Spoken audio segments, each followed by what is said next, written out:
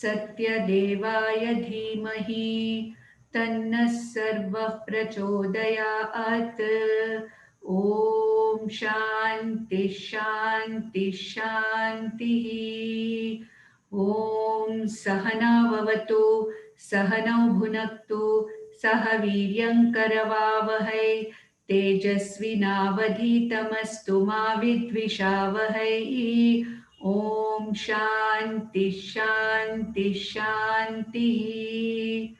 पार्थाय प्रतिबोधितां भगवता नारायणेन स्वयं व्यासेन ग्रथितां पुराणमुनिना मध्ये महाभारतम् अद्वैतामृतवर्षिणीं भगवतीम् अष्टादशाध्यायिनीम् अम्ब त्वामनुसन्दधामि भगवद्गीते भवद्वेषिणीम्। यं ब्रह्मा वरुणेन्द्ररुद्रमरुतः स्तुन्वन्ति दिव्यैस्तवैः वेदैः साङ्गपदक्रमोपनिषदैः गायन्ति यं सामगाः। ध्यानावस्थिततद्गतेन मनसा पश्यन्ति यं योगिनः यस्यान्तं न विदुःसुराः सुरगणाः देवाय तस्मै नमः। So now we are going to the 13th chapter of Bhagavad Gita, and 13th chapter of Bhagavad Gita is called as Kshetra Kshetrajna Yoga. Okay, what is the meaning of this now? Bhagwan wants to explain two important things here in the 13th chapter. First thing is, he wants to explain what this Atma is, which we saw in the 4th chapter, 5th chapter. In the 2nd chapter also we saw what is the nature of Atma, how Atma is explained by Bhagavan Krishna. We saw that in the 2nd chapter between 12th verse and the 25th verse. Then in the 4th chapter also we saw. And what is that Atma? That I also explained to you using an example of electricity and many gadgets which were correct. Now in the 13th chapter, Bhagwan is going to explain the same thing again as to what this Atma is and what the body is. And there are first two verses of this chapter are talking about that. Later again he talks about all those things again. But what is very interesting to us as students is that we will very briefly talk about this for only about 5 minutes. We'll talk about what Bhagavan Krishna is going to explain about Atma. After that, Bhagavan Krishna talks about some values, sadgunas, that a person has to imbibe. Certain sadgunas, volle guna, certain good gunas, which a person who wants to know this knowledge, a person who wants to understand this Atma-jnana, a person who wants to understand what Bhagavan Krishna is teaching, a person who wants to understand what our Vedas and scriptures are teaching, such a person first has to prepare his mind by karma yoga. We already talked about that. Correct? Then what does he have to do? He has to have good, values in his mind. What is the meaning of value? Value means certain attitudes that one must have which will help that person to understand this knowledge easily. They are called as values. You have heard that good values. One has to learn to inculcate, imbibe good values. What is the meaning of good value? You have heard in Kannada, ಒಳ್ಳೆ ಗುಣ ಇರಬೇಕು, ಒಳ್ಳೆ ಗುಣಗಳನ್ನ ಕಲ್ತ್ಕೋಬೇಕು, ಸದ್ಗುಣಗಳನ್ನ ಕಲ್ತ್ಕೋಬೇಕು. That's what we say, correct, in Kannada? That means you should have good value system. What are those values? What are those good values which Lord Krishna is going to tell Arjuna that all of us should develop to understand this knowledge? That only on that we will concentrate, because that is most important for us, correct? Atma-jnana will automatically come when we have prepared our mind with karma yoga and we have prepared our mind with sowing good qualities or good values in our mind, good value system. Okay, we should be all sadgunis. We should all have good gunas. And then our mind becomes very, very capable of absorbing whatever has been talked about Atma and this knowledge about Atma by Bhagwan. So now we will just see what Bhagwan has to say in the first two, in the first two verses. Of course, here, there are, Arjuna asks a question. What is Kshetra and what is Kshetrajña? He asks. So there are two new terms now that have come. The two new terms are what? Kshetra and Kshetrajña. Kshetra means what? Body. It's a new word for the body. Kshetra means body. Kshetrajña means that which is inside the body, Atma. Okay. So Kshetra means the body and Kshetrajña means Atma, which is making the whole body conscious, sentient, and makes the body do all its work. So this is what Bhagwan is going to answer Arjuna's question as to what is the meaning of Kshetra and what is the meaning of Kshetrajña. So he says that śhrī-bhagavān uvācha idaṁ śharīraṁ kaunteya kṣhetramityabhidhīyate etad vetti tam prāhuḥ kṣhetra-jña iti tad-vidaḥ. So he says that, look, hey Arjuna, so what is this kshetra? Idaṁ śharīraṁ. Hey kaunteya, this body is called as the kshetra. What is the meaning of kshetra? Kshetra means a field. Okay? A field. Like you see in agricultural land or in your own house, you have fields. Correct? Alright? So kshetra means any place, any field where any activity is done. So the body also is considered to be a kshetra. Another name. Instead of saying the body, Bhagwan says, may you understand that idaṁ śharīraṁ kaunteya. Hey kaunteya, hey Kuntiputra, Arjuna, this body, idaṁ śharīraṁ, kṣhetram iti abhidhīyate. This is called as kshetra. Then who is kshetrajña? Etad vetti tam kṣhetra-jña iti tad-vidaḥ. The one who knows this body is kshetrajña or Atma. I have told you that in the last class only, when we talked about the second chapter. Who is Atma? Atma is the knower of the body, knower of the mind. Correct? This body is there. I know this body. Correct? I know this. I can see this body. I know this body. So the body is kshetra. Whereas the knower of the body, who is the knower of the body? I am the knower of the body. And what is that I? That is Atma. So he says the body is kshetra and the one who knows this body or the one who knows the kshetra is called as kshetrajña. Just Bhagwan is introducing two new names in this chapter to body and Atma. There are other names also he talks about in the chapter. He calls it as Purusha and Prakriti. We have talked already about Para Prakriti and Apara Prakriti, correct? So Prakriti is what? This body is Prakriti and the knower of this Prakriti is Purusha. Okay. Then another two words also he talks about called as Nyayam and Jñānaṁ. That which is to be known, that you don't worry. Now we will at this moment, we will not bother about the Jnanam and Nyayam right now. We will understand that Bhagwan is giving two different names to the body and the Atma. He says the Kshetram, the body is also called as a Kshetra. It is also called as Prakriti or Apara Prakriti. Okay? And the knower of this body, who is different from the body, is called as what? Kshetrajña or Atma. Now I will tell you one thing. Now this is a phone. Correct? This is what? Phone. I know the phone. Correct? So the phone and the knower of the phone are different. Correct? Correct? This is the phone and I know the phone. I know that this is a phone. So am I the knower of the phone and the phone one and the same? No. Correct? The phone is different. The knower of the phone is different. Similarly, if you take this book is known and I am the knower of this book. Correct? I cannot be this book. The knower cannot be this book because the knower knows this book. This book is an object of my perception.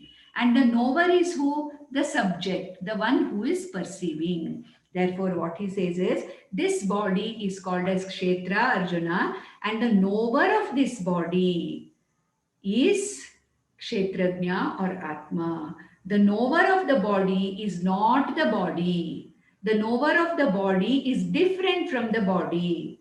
Similarly, Kshetra is the body. Kshetra-jña is the knower of this body. Kshetra-jña is different from the body. He is not in any way connected with the body. What is inside this body is called as Atma or Kshetra-jña. This much we will remember, and then we will go to the next step. This much only you remember. That body is called as Kshetra. The knower of the body is called as Kshetra-jña. And Kshetra is what? In other words, it's apara prakriti. Kshetra-jña is who? Para prakriti or Atma. Then he says, you have one Atma.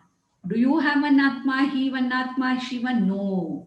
Bhagwan says, in all the kshetras, the kshetra-jña is the same. I have already told that in the second chapter, fourth chapter and all, correct? The bodies are many, but the Atma is only one. Okay? All of us have different bodies. 84 lakhs of living beings are there. That means 84 lakhs bodies are there. But there are no 84 lakhs Atma. There is one single Atma which is in all the bodies. So what does Bhagwan say here in the next verse, in the second shloka of the 13th chapter? Kshetra-jñaṁ chāpi mām viddhi sarva-kṣhetreṣhu bhārata kṣhetra-kṣhetrajñayor jñānaṁ tad-vidaḥ mataṁ mama. So what Krishna says is that there are hundreds, thousands, millions of kshetras or bodies, Arjuna, but in all those bodies, in all those kshetras, there is one consciousness, and that one consciousness or Atma, consciousness also means Atma. There is one Atma. And who is that Atma? I am that Atma, Bhagwan says. Kshetra-jñaṁ chāpi mām viddhi. May you understand that Atma, one Atma in all the bodies. And what is that Atma? Understand that that Atma is me, the God. So what is that Atma? God itself is that Atma. Okay, so, and it's not that every body has a different Atma. All the bodies, sarva-kshetra means what? In all the bodies, there is one Atma, one knower of the kshetra. And who's this Atma? Nothing but Bhagwan. Kshetra-jñaṁ chāpi mām viddhi. May you understand that kshetra-jña to be nobody other than me. And I am there in the form of a kshetra-jña or the Atma in all the bodies. And this understanding is what is called as Atma-jnana. This is the knowledge which our scriptures are trying to teach us. This is the knowledge which Bhagwan Krishna is wanting to teach Arjuna in Bhagavad Gita. Now, to understand this knowledge clearly, we have already seen that Karma Yoga should be done in the form of what? Offering all one's actions to God as worship and learn to accept all the phalas, results that come as prasada of God, which we have already seen. So Bhagwan says here, in addition to that, Arjuna, you have to learn to develop some good qualities of your mind. You should be able to inculcate, you should be able to develop some good values. By absorbing good values, what happens? The mind becomes capable of receiving this knowledge. This knowledge of what? The knowledge of the kshetra or the body, the knowledge of kshetra-jña, Atma. And what is the connection between the kshetra and kshetra-jña? Is kshetra different from kshetra-jña? Is kshetra-jña different from kshetra? How are they connected? Are they connected at all or not? All this is called as Atma-jnana. Right now, we are not going to go more into Atma. This much only you remember. There is a body and there is a knower of the body. This knower of the body is called as Atma or Kshetrajña, and in all the bodies there is one Atma, and that Atma is nothing but God. This knowledge, clearly understanding this knowledge, this is what is called as Atma-jnana. And for that, Bhagavan says you have to learn to prepare your mind, become a strong-minded person by absorbing certain values. Now, from the 7th shloka onwards, Bhagavan starts talking about 20 values. Values means what? Sadgunas, good things which we have to learn to absorb, the goodness of the mind. So what are those things? He's going to explain very briefly now. Today and tomorrow, we are going to see what these values are. They are very relevant to you, the students, because you are growing up now, correct? You need to be good students. And later on, you are going to be, faced with various examinations of life itself, not simply school exam and college exam, correct? You have to face life, you have to start working, and having these good values is going to prepare your mind for deeper study of our scriptures, deeper study of Bhagavad Gita later, whenever you are fully mature enough to understand all that is being taught by Lord Krishna. So now let us go to the 7th verse. So what are the values that are talked about here? We'll see. Very important for you people. So please listen with attention. Very simple. I'm going to make it as simple as possible. Okay. He says in the 7th verse, amānitvam, adambhitvam, ahinsā kshantirārjavam, ācāryopasanam shaucham, sthairyam ātma-vinigrahaḥ. So let us start seeing now each one by one. He says amānitvam. Now one should develop the value of amānitva. What is the meaning of amānitva? Not being proud about whatever I am. Okay? I must be humble enough. Humility at every level. Even though you may be a very good student, you may be a very good sportsman. Okay? You may be the most favorite child of your teacher or even Swami. But then that kind of a pride, that kind of an arrogance should not be there in you. You should be always humble and you should not show off that. Okay, so what is the meaning of amānitvam? Manitvam means pride. Very proud of what, because all of us have some talent, like somebody wrote very good drawing of Vishwarupa, correct? But then, so somebody wrote a very nice diagram, very artistic person. Another of you may be singing very well. Another person of you may be very good in athletics. One of you may be a very good basketball player. One of you may be a very good cricketer. And your school may be winning because of you people, all the inter-school matches and all. But then he says, whatever you may be, whatever talents you have, do not be proud of it. That humility and humbleness is called as amānitvam.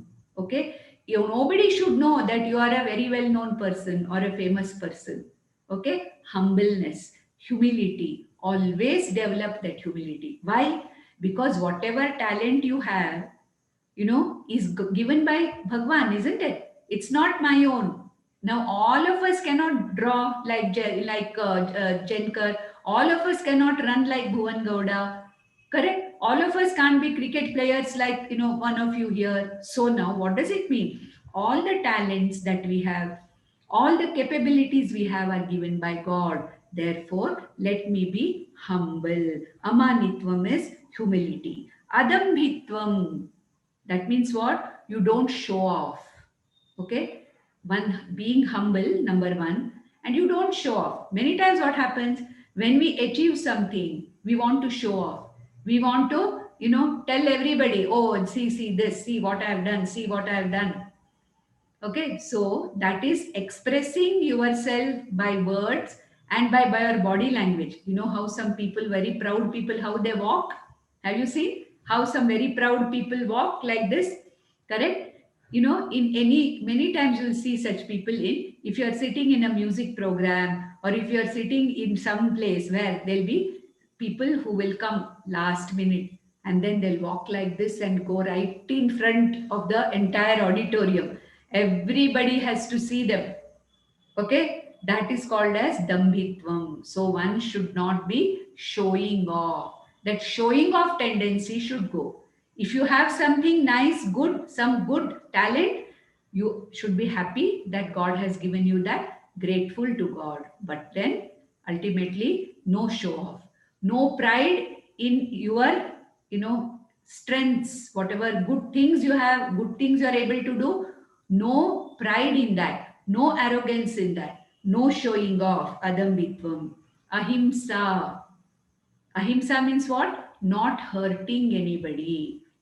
Not hurting anybody. Willfully not hurting anybody. Sometimes, like you are walking and some small insect comes under, or cockroach or something comes under your feet, it dies. Now you have caused himsa to that animal, but it is not purposeful. Correct? Whereas himsa means purposefully trying to hurt another living being, purposefully trying to cause pain to another human being. That is himsa. So what is ahimsa? Refraining from or not hurting anybody willfully. Why? He is also like me, another living being. If I have got pain, if I can suffer pain, other person can also suffer pain. Correct? Another jiva also suffers pain. If somebody tries to hurt me, I will get pain. I get hurt.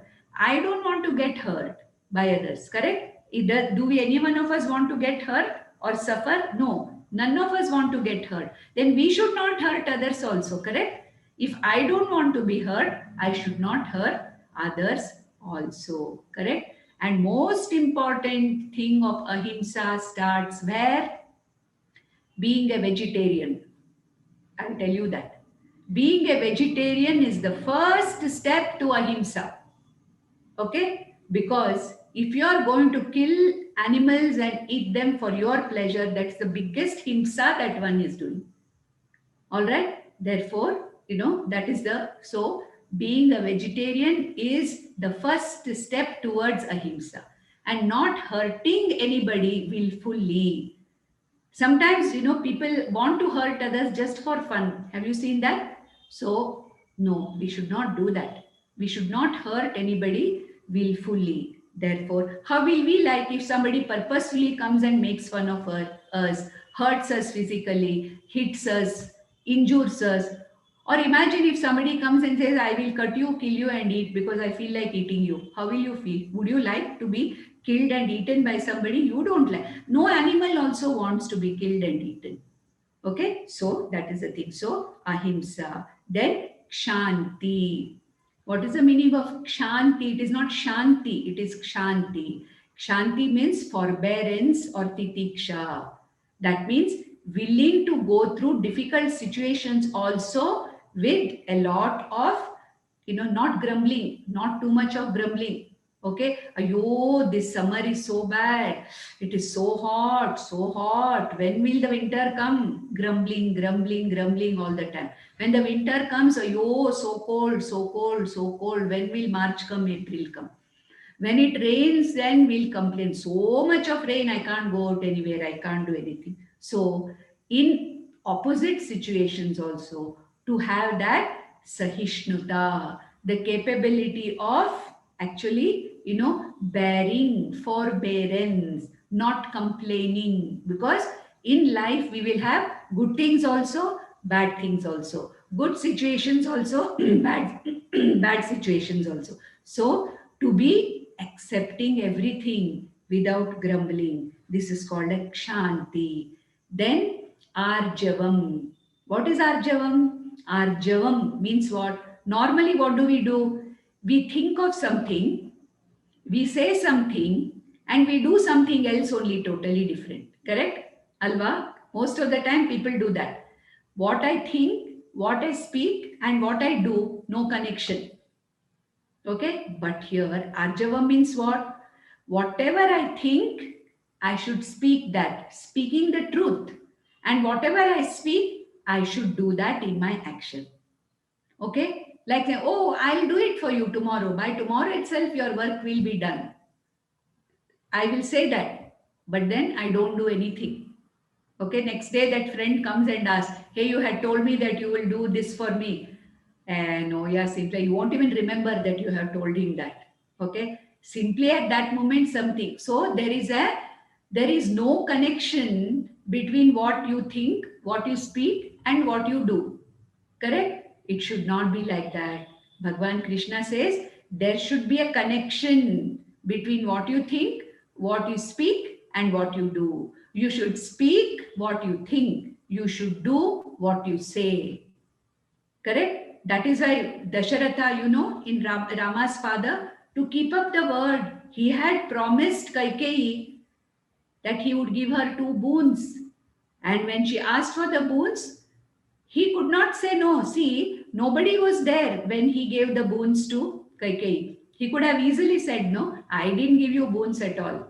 I didn't tell you, so I'm not. Now, if we were there, we would have done like that, no? If we had promised something to somebody and somebody asked later and no proof is there, when did I say that? No, I never said it at all. I never did it at all. No, not like that. If there is some thought in my mind and if I have expressed that thought, then my action should go along with that. So there should be a straight line between what is thought, between the mind and the speech and also the action. This is called as Arjavam. Arjavam means what? You are not crooked, you are straight. You have heard this word in English? He's a very crooked person. Means what? Crooked means what? Thinks something, talks something, does something. No, straight person, straightforward person. So this is called as Arjavam. Next, very important, Acharya Upasanam, respecting the teacher and worshipping the teacher as a representative of God. That is why, see, what do we say? Guru Brahma, Guru Vishnu, Guru Devo Maheshwaraha, Guru Sakshat Parabrahma, Tasmai Shri Gurave Namaha. So who is the Acharya? Acharya means teacher. Who is a teacher? The one who is giving you knowledge. Whatever may be that knowledge. It may be the knowledge of mathematics, it may be the knowledge of Kannada, it may be the knowledge of science, it may be the knowledge of Atma-vinigrahaḥ. Your Paravidya Acharyas are your Acharyas. Your Paravidya Acharyas are teachers again. Acharya means what? Somebody who teaches you, somebody passes on the knowledge to you. So such an Acharya, any Acharya, a teacher, should always be respected and worshipped. Means no, you don't have to go and do puja to the teacher every day.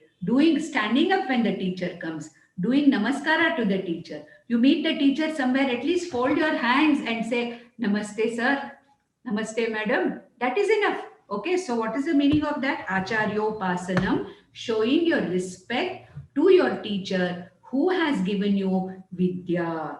Then Shaucham. What is the meaning of Shaucham? Shaucham means cleanliness.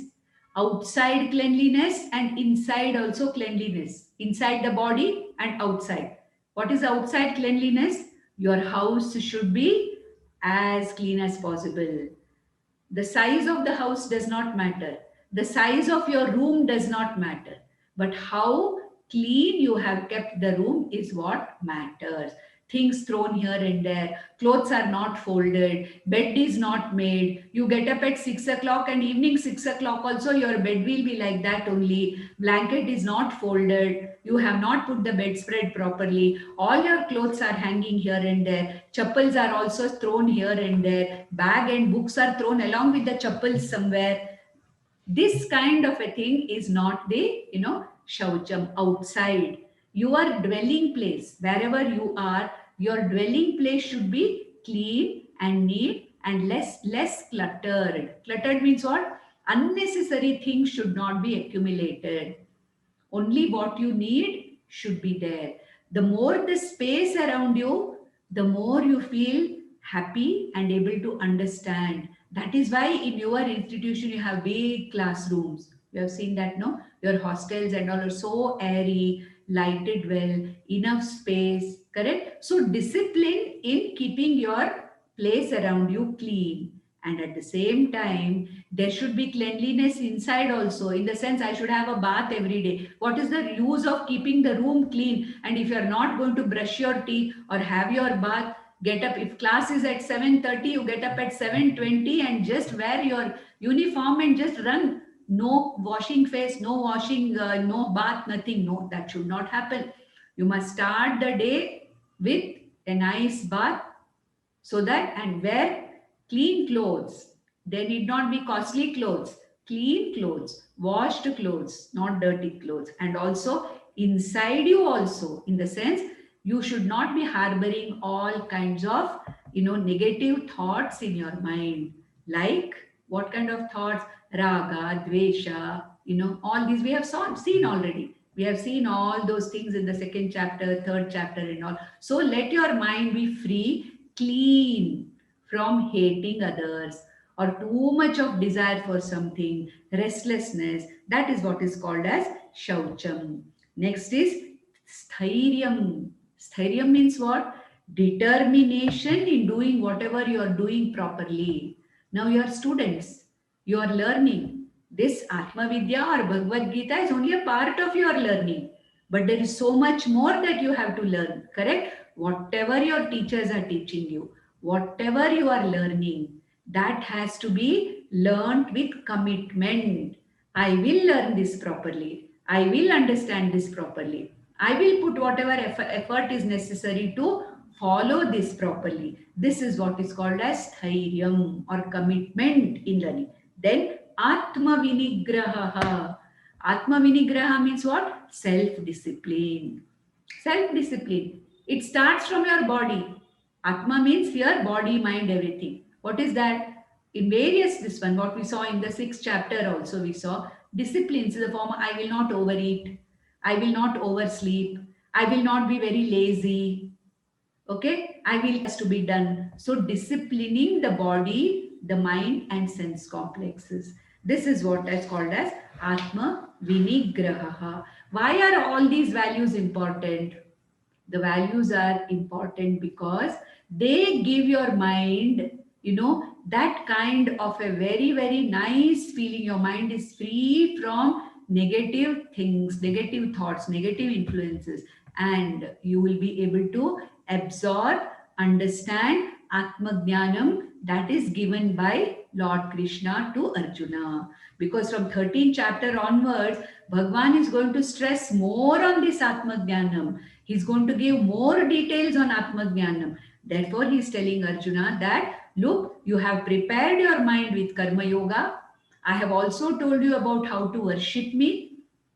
Now, you have to learn to acquire good qualities, sadgunas, good values, because these values strengthen your mind.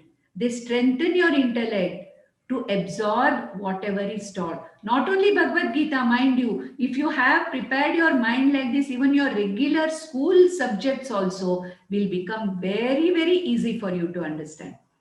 Okay, try this. When you do this, you will understand that even what is being taught in the school also, in the class also, you'll be very clearly able to understand because the mind is open, the mind is prepared for whatever it has to receive. Then next one, he says in next verse, 8th verse, Indriyartheshu vairagyam anahankara yevacha janma-mṛityu-jarā-vyādhi duḥkha-doṣhānudarśhanam. So here Bhagavan is explaining further values. Indriyartheshu vairagyam. What is the meaning of that? There are so many beautiful things in the world outside. So many objects are there in the world outside. But every time say, I want this, I want this, I want this, I want this, I want everything. If I keep on wanting everything, then where is the time for me, for the mind to learn anything? So one must have a kind of a, what you call as, one can appreciate things, but there is no need to want everything.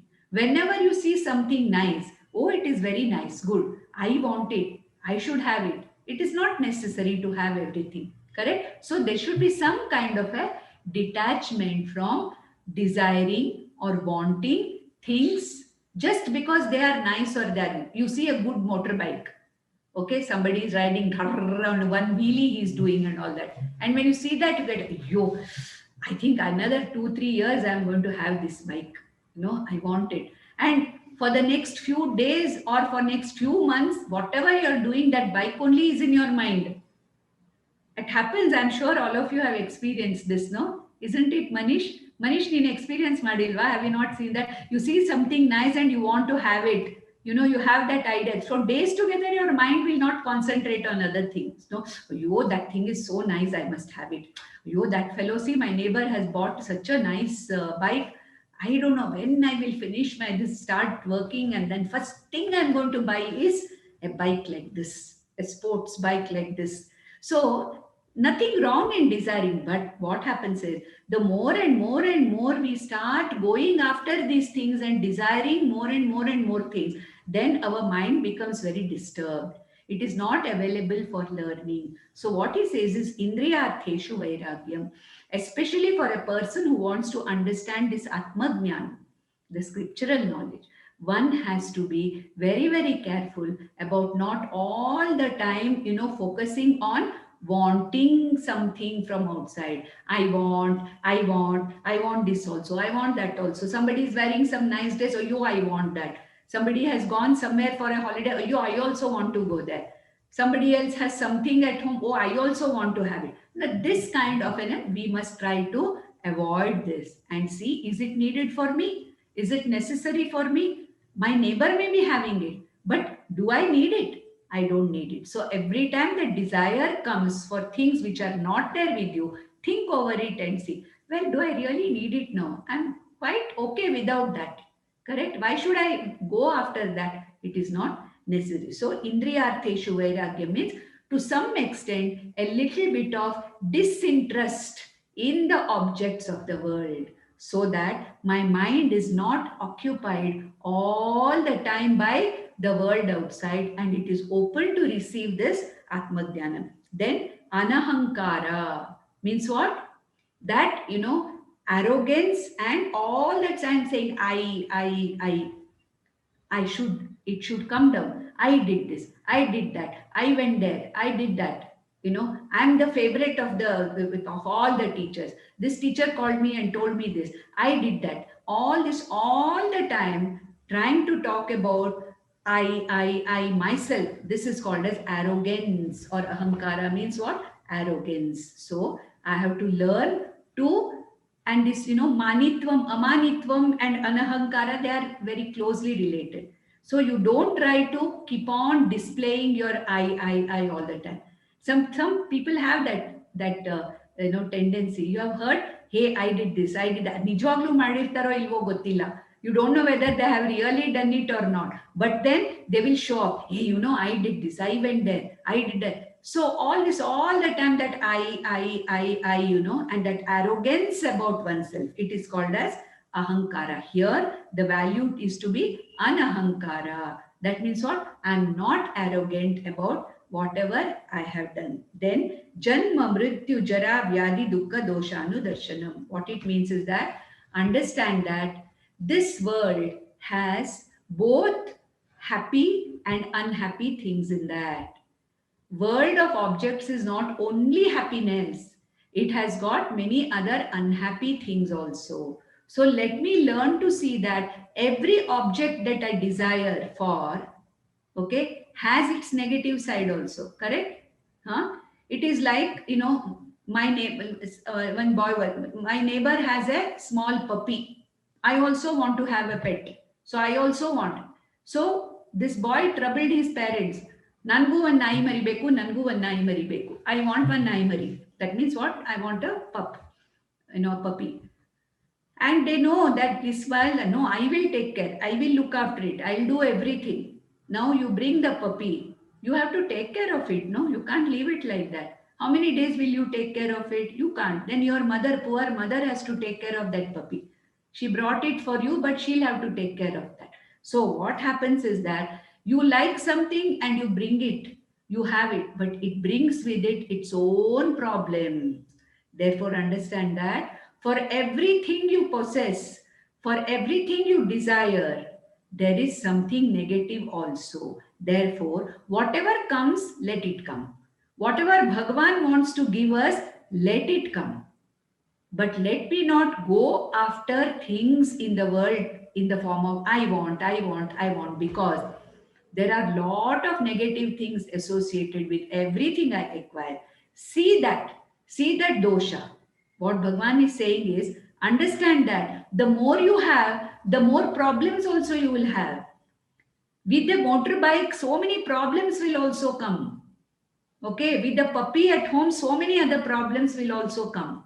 You have to maintain that. You have to take care of that. So many things come. So just having things of the world is not enough.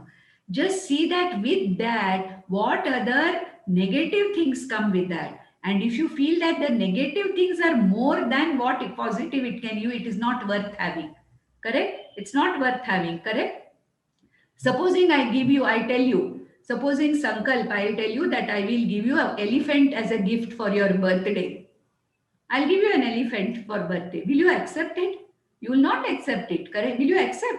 If I offer you, I say I will give you an elephant as a present, as a gift. How you can't even, where will you keep that elephant? How will you feed that element? And whatever it puts no outside, it excretes. Where will you put all that? Where will you clean it? So like that, every object of the world is like a white elephant.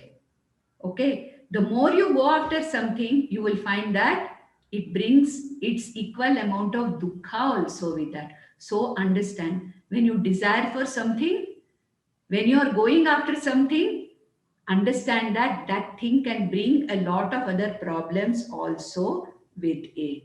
So now here we have finished, I think about 6 or 7, correct? Amānitvam, adambhitvam, ahinsā, kshantihi, arjavam, acharyopasanam, shaucham, sthairyam, ātma-vinigrahaḥ, indriyartheshu vairagyam, janma-mṛityu-jarā-vyādhi duḥkha-doṣhānudarśhanam. So how many we have done? 12 we have seen today. 12 values that we have to think over it today. All the 12 values that I have talked about. Okay, we'll stop with this now. Okay. Om Shanti Shanti Shanti.